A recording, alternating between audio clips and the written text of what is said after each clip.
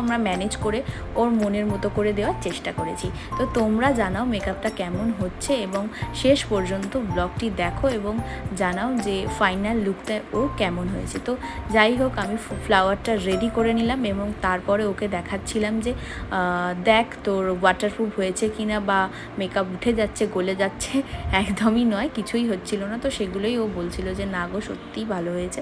তো আমার এগুলো প্রাপ্তি, ওর পছন্দ হয়েছে এবং ওর মনের মতো করতে পেরেছি। যাই হোক, ওয়েট করছিলাম, ফটোগ্রাফার দাদারা ওর ফটো তুলছিল। তো আমি কিছু ভিডিও ক্লিপস অ্যান্ড রিভিউ ওর কাছ থেকে নেব বলে ওয়েট করছিলাম। তো ফাইনালি আমি সময়টা পেয়ে গেছি এবং আমার ফাইনাল লুক ওকে দেওয়ার চেষ্টা করেছি। তো তোমাদের দেখে বলো কেমন হয়েছে, শাড়ি ড্র্যাপিং থেকে, হেয়ারস্টাইল থেকে, মেকআপ থেকে। ওরই মনের মতো করে করার চেষ্টা করেছে, ওর তো ভীষণ পছন্দ হয়েছে, তোমরা শুনে নেবে রিভিউতে। আর আমারও খুব মিষ্টি লাগছে ওকে। তো তোমরা